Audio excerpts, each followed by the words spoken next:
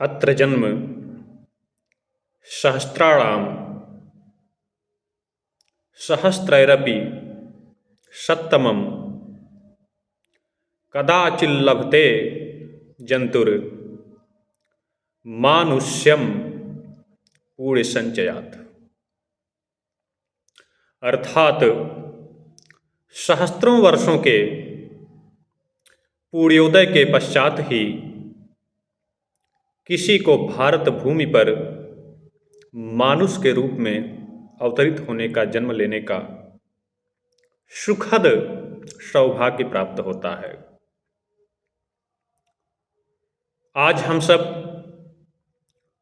अपना 76वां गणतंत्र दिवस मना रहे हैं।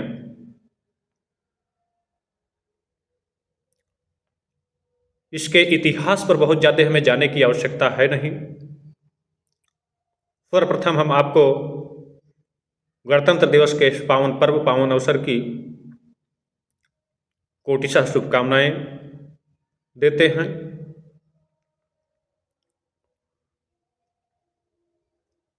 तत्पश्चात जैसा कि हम देखें तो आप सब विभिन्न माध्यमों से, विभिन्न उपक्रमों से गणतंत्र के इतिहास से अवगत हैं।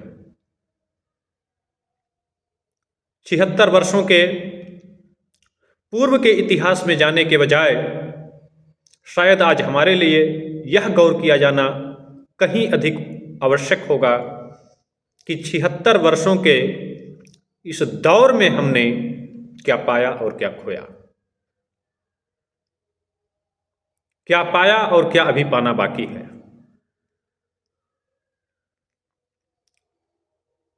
इससे पूर्व यदि हम थोड़ा सा गणतंत्र के इतिहास पर भी बात करें तो यहां भी यह हमारे लिए विडंबना ही कहा जा सकता है कि आज भी गणतंत्र के इस इतिहास को लेकर के हम उसी पश्चिम के भ्रमपूर्ण मायाजाल से ग्रसित हैं। आज भी हम रटते चले आते हैं कि गणतांत्रिक शासन व्यवस्था का सूत्रपात एथेंस से हुआ था और लोक कल्याणकारी राज्य इंग्लैंड। जबकि यदि हम अपने अतीत के झरोखे में झांकने की कोशिश करें, स्वयं को जानने की कोशिश करें, स्वयं के साक्षात्कार की कोशिश करें स्वयं के अतीत के, तो हम पाएंगे कि जब वैश्विक व्यवस्था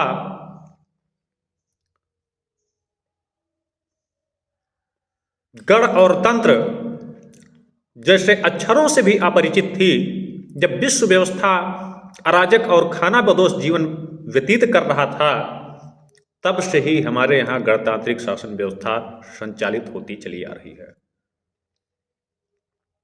एथेंस, यूनान, सुकरात को उठा के देख लें, हम प्लेटो को उठा के देख लें, और प्लेटो को यदि हम अरस्तु को, प्लेटो के बाद अरस्तु को यदि हम कौटिल्य का समकालीन मान लें, क्योंकि उनके शिष्य सिकंदर और सिकंदर महोदय चंद्रगुप्त के समकालीन, धनानंद के समकालीन, तो यदि उनको हम चाणक्य के समकालीन मान लें, कौटिल्य के समकालीन मान लें, तो भी हम पाएंगे कि उससे कहीं पूर्व भारत में वस्तुतः औपचारिक तौर पर गणतांत्रिक शासन व्यवस्था का सूत्रपात हो चुका था।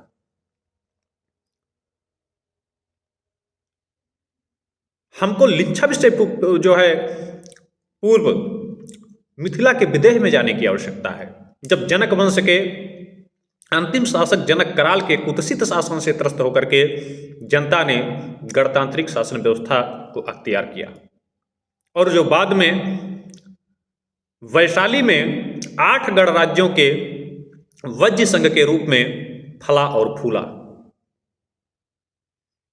इस संदर्भ में दिनकर जी की एक पंक्ति याद आ जाती है कि वैशाली गढ़ का प्रतिपालक, उजन का प्रतिपालक, गढ़ का आदि विधाता, जिसे खोजते देश आज वह लोकतंत्र की माता। रुको एक क्षण पथिक यहां, मिट्टी को शीश नवाओ, राज सिद्धियों के समाधि पर फूल चढ़ाते जाओ, फूल चढ़ाते जाओ। विडंबना यही है कि हम बात संविधान दिवस की करते हैं, गणतंत्र दिवस की करते हैं, क्या एक राष्ट्र के संविधान के तरह हमारे जीवन का एक संविधान नहीं होना चाहिए जो हमें सुव्यवस्थित, सुशिक्षित और सुसंस्कारित जीवन प्रदान करे? क्या हमारे जीवन का कोई मानदंड नहीं होना चाहिए कि जिन मानदंडों के आधार पर हम एक सुसभ्य जीवन का निर्माण कर सके, एक चरित्र का निर्माण कर सके? कौन सा गणतंत्र, कहां का गणतंत्र, जहां गण और तंत्र दोनों ही चित्त व चरित्र से विहीन होकर के अपनी अपनी मनमानी में आतुर हैं, अपनी अपनी लोलुपता, अपने अपने दंभ में आतुर हैं। किंतु उल्लेखनीय यह भी है कि यदि आज तंत्र मदमस्त व बिगड़ेल हाथी की तरह, गज की तरह अराजक है, तो यह भी विचार करने योग्य है कि क्या गण उसके लिए उत्तरदायी नहीं? क्योंकि यह गण का तंत्र है। किसका तंत्र? गण का तंत्र। अस्तु जैसा गण होगा तद अनुरूप हम तंत्र से भी अपेक्षा कर सकते हैं। उससे विपरीत हम तंत्र से, उससे विपरीत व्यवहार की अपेक्षा हम तंत्र से नहीं कर सकते हैं, या उससे विपरीत व्यवहार करना बेमानी ही है। यदि गण द्वारा महावत की भूमिका नहीं निभाई जाएगी तो तंत्र से इससे इतर व्यवहार बेमानी ही साबित होगा। हमारे लिए यह स्वयं चिंतन का विषय है कि एक गण के रूप में क्या हमने गण के उत्तरदायित्वों का निर्वहन किया? आज प्रधानमंत्री, मुख्यमंत्री कहते हैं हमारी सरकार, हमारा शासन, और गण भी यही कहता है फला सरकार, फला पार्टी की सरकार, फला व्यक्ति की सरकार। महोदय इससे स्वतः परिचित होता है कि आज गण और तंत्र दोनों किस मानसिकता से के दौर से गुजर रहे हैं। न केवल तंत्र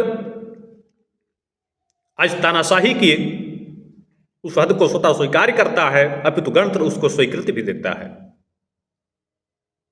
वो स्वीकार्योक्ति कर रहे हैं और आप स्वीकृति दे रहे हैं। जब हम यह कहते हैं कि फला सरकार, किस कॉन्स्टिट्यूशन की, किस संविधान की बात करते हैं? संविधान तो हमें यही कहता है प्रस्तावना, और प्रस्तावना किसी भी संविधान का दर्पण होता है।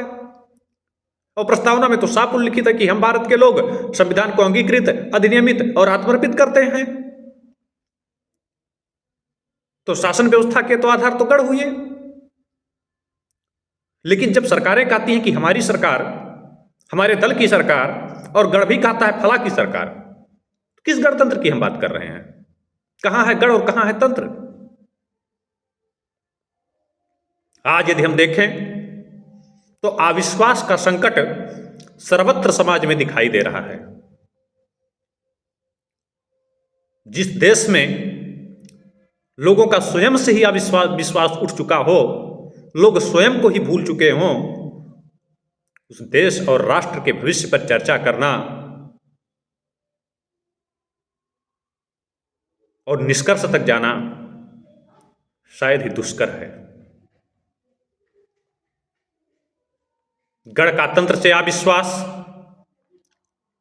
तंत्र का गण से अविश्वास, परिवार का परिवार से अविश्वास, और हद तो यह है कि अविश्वास के इस कुंठित परिवेश में व्यक्ति आज स्वयं से ही अविश्वास के दौर से गुजर रहा है।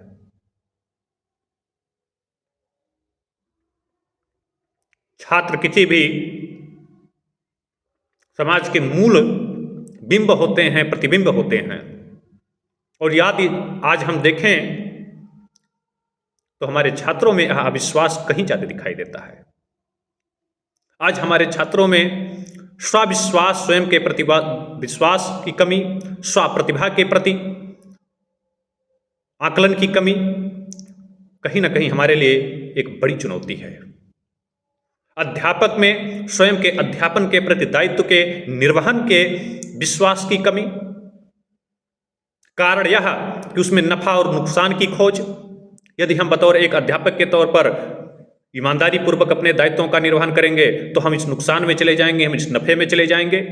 यही स्थिति प्रधानमंत्री की, यही स्थिति मुख्यमंत्री की, यही स्थिति नौकरशाहों की, यही स्थिति डीएम कलेक्टर की। हर कोई इसी स्थिति से, अविश्वास की स्थिति से गुजर रहा है। आज हम केवल फत्ता और नौकरशाहों को जो इस भ्रष्ट और अराजक वातावरण के लिए जिम्मेवार नहीं ठहरा सकते हैं। हमें यह कहने में कोई गुरेज नहीं है, क्योंकि हमको कोई राजनीति से हम जुड़े व्यक्ति नहीं हैं और ना हमें किसी राजनीतिक नफा और नुकसान का भय है कि जब सरकारें कोई भी शासन और सत्ता में ईमानदारी का परिचय देने का किसी ने प्रयत्न किया है तो उसका क्या हश्र हुआ है। आज जिस शिक्षा व्यवस्था के लिए आज लोग रोना रो रहे हैं, उसके गिरते हुए स्तर के लिए रोना रो रहे हैं, क्या उसके लिए आप स्वतः जिम्मेवार नहीं? यही माननीय कल्याण सिंह जी मुख्यमंत्री हुआ करते थे उत्तर प्रदेश में, और तब शिक्षा व्यवस्था का क्या स्तर था, उनके द्वारा लिए गए निर्णयों का क्या जो है प्रभाव था, लोग जो है परिचित हैं, जो भी उस काल समय परिस्थिति में रहे होंगे। लेकिन क्या यह विडंबना नहीं कहा जा सकता है कि उस प्रकार का वनवास उस व्यक्ति को दिया गया कि फिर बाद में जो है उनके कृत्यों के कारण एक पार्टी विशेष उबर नहीं पाई क्षेत्र में? क्या इसी के लिए क्यों आखिर कोई मुख्यमंत्री कल्याण सिंह बनना चाहे? क्यों ना हर कोई मुलायम सिंह यादव की तरह जो है सत्ता और शिक्षा और व्यवस्था को चौपट करने पे उतारू आमादा हो? जो शिक्षा और व्यवस्था को चौपट करने की बात करता हो 7-7 बार मुख्यमंत्री बनता है। क्यों वर्तमान मुख्यमंत्री, क्यों वर्तमान प्रधानमंत्री से उम्मीद करें कि नहीं सब अच्छा करेंगे? जब बुरे में ही सत्ता की प्राप्ति संभव है तो अच्छा कौन करने जाए? कौन जो है राम बन के 14 वर्ष वनवास झेलने जाए? उससे बढ़िया रावण बन के ही नहीं सिंहासन झेलने में है कि जब तक रहेंगे तब तक तो झेलेंगे, बाद में किसने देखा है?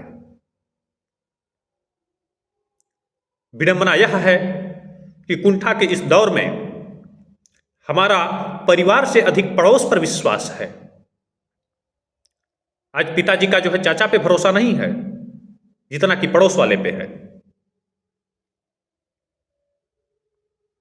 किस हम समाज की बात कर रहे हैं? पड़ोस पे अधिक विश्वास है, चाचा पे नहीं है, भाई पे नहीं है, माताजी पे नहीं है, पिताजी पे नहीं। किस परिवेश की हम बात कर रहे हैं? आखिर किस समाज की हम बात कर रहे हैं? किस समाज को, किस परिवेश को हम नींव दे रहे हैं? और इसी प्रकार आज अगर देखें हम तो हमारा स्वराष्ट्र से अधिक परराष्ट्र पर विश्वास है। आज भारतीयों के सम्मुख अपने राष्ट्र की कोई रिपोर्ट हो, अपने राष्ट्र की कोई बात हो, उस पर रत्ती मात्र विश्वास नहीं है। और इसके लिए दोनों जिम्मेवार हैं, जन भी जिम्मेदार है और तंत्र भी जिम्मेवार है। पूर्वाग्रह से हम भी ग्रस्त होकर जी रहे हैं और भ्रष्ट आचरण के आधार पर वो भी सत्ता का संचालन कर रहे हैं। अभी दावोस में ऑक्सफैम की एक रिपोर्ट आई है और उस रिपोर्ट में, वो भी वेस्टर्न रिपोर्ट, हमारी अपनी रिपोर्ट नहीं है, उसमें स्पष्ट तौर पर यह दावा किया गया है कि यदि 50 वर्ष 1765 क्यों? क्योंकि 1764 के 1757 में प्लासी का युद्ध हुआ, 1764 में बक्सर का युद्ध हुआ और प्लासी के युद्ध के पश्चात अंग्रेजों की नींव पड़ी और बक्सर के युद्ध ने अंग्रेजों को पूरी तरीके से मजबूत तौर पर छत के तौर पर यहां निवास प्रदान कर दिया, शासन दे दिया। वहीं से द्वैध शासन प्रणाली की शुरुआत हुई कि आर्थिक अधिकार अंग्रेजों के हाथ में चले गए और राजशाही अभी भी मुकुट जो है राजा साहब को दे दिया गया। शरीर राजा साहब के पास है, आत्मा देश की अंग्रेजों के पास जा चुकी थी। जवाबदेही राजा साहब की हो गई, धन दौलत अंग्रेजों का हो गया, कंपनी की हो गई। और उसमें रिपोर्ट में दावा किया गया कि 1765 से लेकर और 1900 तक के बीच में लगभग 64,000 करोड़ डॉलर की कीमत की चीजें यहां से लूटी गई। उसमें यह भी दावा किया गया, उस रिपोर्ट को बहुत विस्तार से पढ़ने के लिए हमारे पास समय नहीं है, यह भी दावा किया गया है कि यदि 50-50 पाउंड के नोटों में उस राशि को बांट दिया जाए तो संपूर्ण लंदन शहर को 4 बार ढका जा सकता है। कहेंगे सर पाउंड क्या होता है? पाउंड की यदि हम बात करें तो आज का जो आंकड़ा है अभी 25 जनवरी का, कल का, 1 पाउंड की कीमत लगभग भारतीय मुद्रा में 107 रुपए के बराबर है। और यदि 50 में हम 107 का गुणा कर दें तो लगभग 5350 का संख्या आना चाहिए। यानी हम 350 हटा भी दें, यदि 5,000 की भारतीय मुद्रा में नोट छाप दिया जाए तब भी जो है लंदन शहर को हम 4 बार ढक सकते हैं। यह तो रिपोर्ट, लूट की रिपोर्ट रही 1765 से लेकर के और जो है 1900 तक की। इससे पूर्व भी हमारा इतिहास लूट के दौर से ही गुजर रहा था, चाहे वो महमूद गजनवी के द्वारा लूट का प्रकरण हो, चाहे तैमूर लंग के द्वारा उत्पात का प्रकरण हो, चाहे यूनानियों के द्वारा हो, चाहे ईरानियों के द्वारा हो, चाहे तुर्कों का हो, चाहे मुगलों का, हर किसी ने लूटा अपने अपने हिसाब से। और यहां लूटने के बाद बची हुई रकम में भी इतनी रकम की बात की जा रही है। लेकिन जब हम अपने अतीत की बात करते हैं तो विभिन्न प्रकार के पूर्वाग्रहों से ग्रसित व्यक्ति कहते कैसा भारत, कल्पना का भारत, वो उनको कल्पना दिखाई देती है।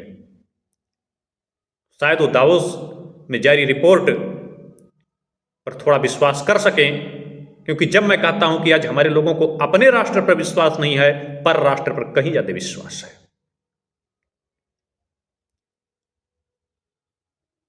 अंततः और भी प्रकार से देखें, हमें संस्कृत का वह श्लोक याद आता है कि गायन्ति देवा किल गीतकानी धन्यास्तु ते भारत भूमि भागे स्वर्गाप वर्गास्पद मार्ग भूते भवन्तु भूयः पुरुषः सुरत्वात्। अर्थात स्वर्ग देवगण भी यह गान करते हैं कि जिन्होंने भारत भूमि में जन्म ले लिया, जिन्हें भारत भूमि में जन्म लेने का यश प्राप्त हो, अवसर प्राप्त हो गया, जो कि स्वयं स्वर्ग और मोक्ष का द्वार है, वो पूरे देवों को भी दुर्लभ है। वो देवों से भी अधिक धन्य हैं।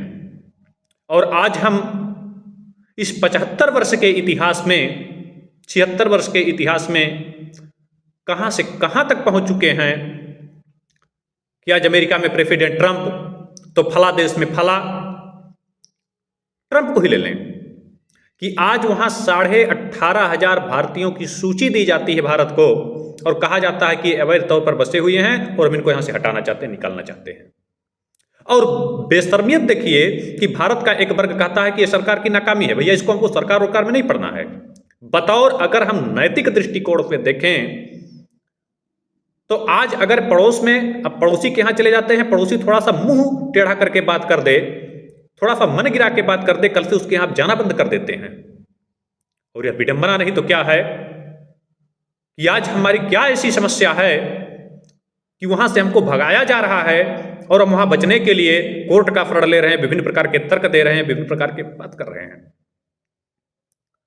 क्या हम उसी भारत भूमि से मिलान रखते हैं कि जिसके बारे में यह श्लोक रचा गया होगा?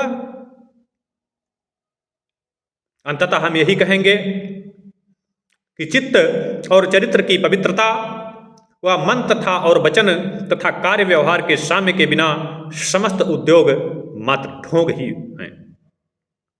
राम, कृष्ण, बुद्ध, परमहंस, विवेकानंद, ध्रुव, प्रहलाद, इनकी उपदेश और सद्वचन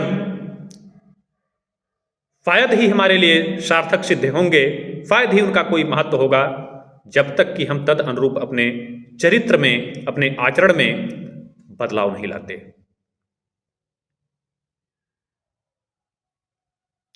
हर व्यक्तित्व के उपदेश मोटी मोटी किताबों में आज भरे पड़े हैं और पढ़ने वाले भी हजारों हैं, सैकड़ों हैं, किंतु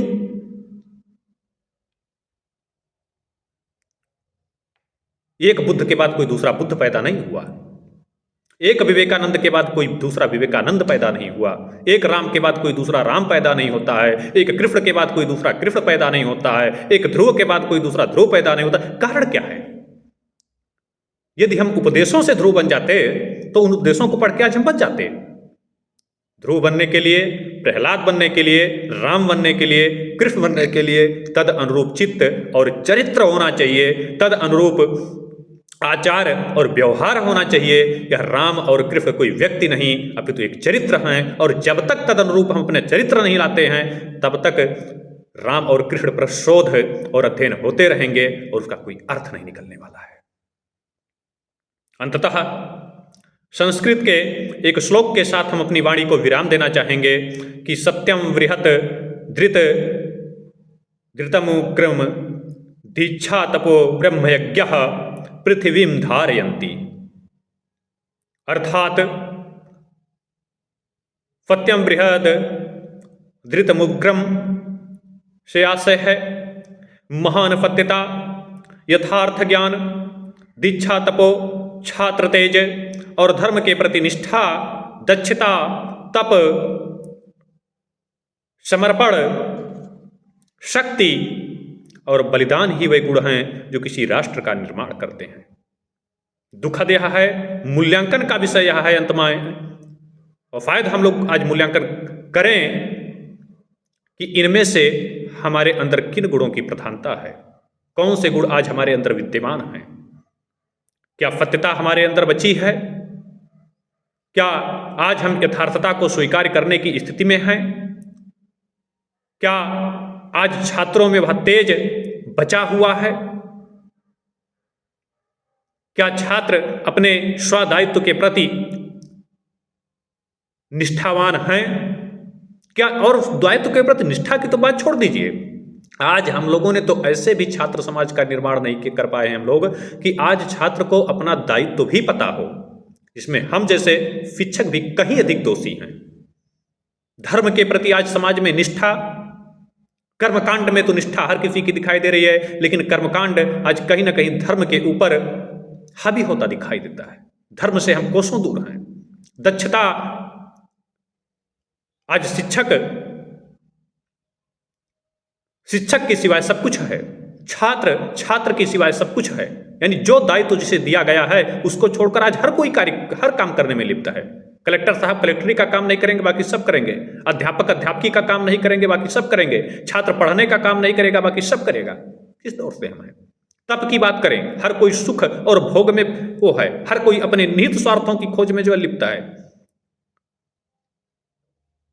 और जाहिर सी बात है, जब ये तत्व जब तक किसी भी राष्ट्र में समाहित नहीं होते, जब तक किसी भी समाज में इनके आदर्श जो है नहीं होते, तब तक ना हम उस समाज के महानता की बात कर सकते हैं और ना ही उस राष्ट्र के किसी भविष्य की।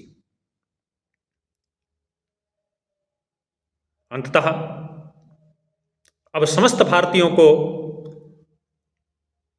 जाति, धर्म, मजहब इत्यादि से मुझे लगता है ऊपर उठ के इस श्लोक को साक्षात्कार कर आत्मसात करते हुए उत्तरस्य समुद्रस्य हिमाद्रश्चैव दक्षिणम वर्षव तद भारतम नाम भारतीय यत्र संतति ही।